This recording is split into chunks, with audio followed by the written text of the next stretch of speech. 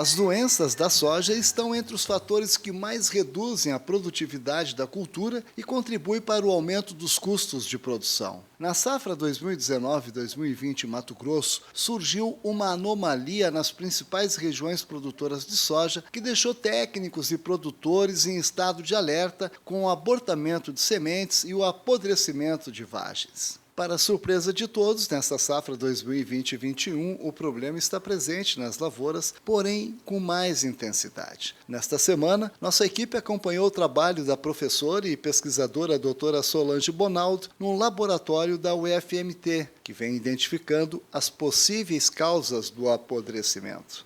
Esse problema está relacionado mais com a questão do estresse ambiental que a planta tem sofrido. Então, questões principalmente de compactação do solo, estresse hídrico no momento de plantio, falta de palhada e veranicos levam esse sistema radicular a ficar predisposto a diversos fitopatógenos, entre eles, por exemplo, macrofomina, nematóides, fusário.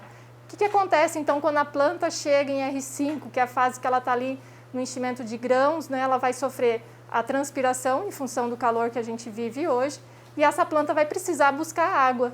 E ela vai para o sistema radicular, e esse sistema radicular está extremamente comprometido pela presença desses patógenos, e ela não consegue, né, ter água suficiente para fazer o transporte, toda a parte fisiológica dela, e ela começa a abortar vagens e grãos. Segundo a professora, nas áreas em que o produtor tem um manejo com braquiária ou com escarificação para descompactação do solo, a incidência é menor. Mas precisa observar cada caso. Então, a diagnose tem que ser feita para cada produtor com critérios, né, de observação bem pontuais de qual é o principal responsável por esse estresse hídrico que a planta tem sentido. Nas áreas de irrigação por pivô central, a pesquisadora observa o possível risco na aplicação hídrica durante o dia. Nessa safra de 2020 e 2021, nós começamos inicialmente a receber amostras de áreas de pivô, que seriam áreas em que não se observaria a questão de estresse hídrico, né, porque são áreas irrigadas.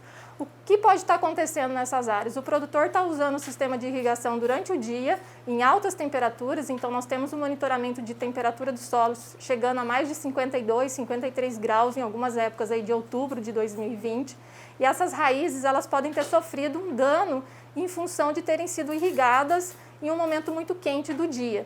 Tá? Então é muito importante que o produtor que tem um sistema de irrigação, que ele monitore a temperatura do solo e escolha o melhor momento, assim como a quantidade ideal de água que essa planta vai precisar. A WGM Agri Solutions está fazendo monitoramento de temperaturas no solo em diferentes profundidades, então desde superfície, 5 centímetros, 10 centímetros e 20 centímetros. Os resultados mostram que na superfície, por vários dias, a gente tem encontrado temperaturas acima de 52 graus e as mínimas na superfície não baixam aí da faixa de 25 a 30 graus. Tá? Então, apesar de a gente estar vivendo muitas vezes temperaturas agradáveis para nós, na superfície do solo essa temperatura está um pouco maior. Então, o que o produtor tem que observar na sua área e pensando nas safras futuras?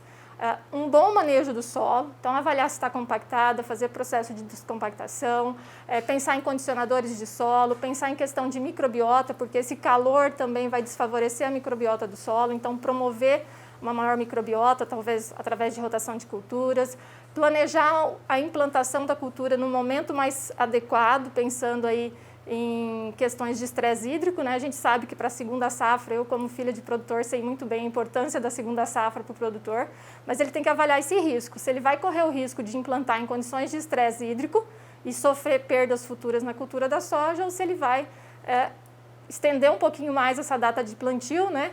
Pensando aí numa melhor condição para o estabelecimento da cultura na fase inicial. Pensar também em população, né? Densidade populacional de plantas e um manejo, né? Principalmente para promover a planta, para ela ficar mais resistente, porque é ela que está ficando predisposta. A Clínica de Diagnose de Doenças de Plantas da UFMT, Universidade Federal de Mato Grosso, recebe diariamente amostras como estas.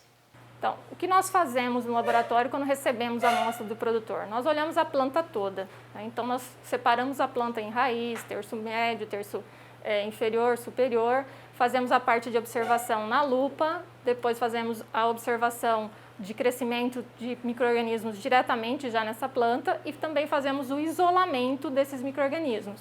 Depois disso, né, depois que esses micro-organismos crescem, nós fazemos a observação em microscópio para confirmar realmente quais são os micro-organismos associados àqueles sintomas que são encontrados nas plantas.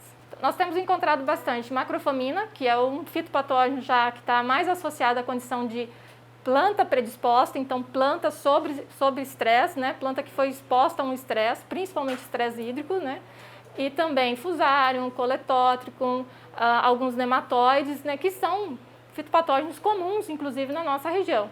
Só que quando a planta apresenta uma grande gama de fitopatógenos, eles não são a causa, eles são sim secundários, né, principalmente quando a planta está sofrendo por um estresse hídrico ou por uma condição de solo desfavorável. O produtor que identificar essa anomalia na sua lavoura pode encaminhar as amostras para o laboratório da UFMT, Campus Universitário de Sinop, para análise, sem custo. Valdir Pacheco, para o Vida Rural MT.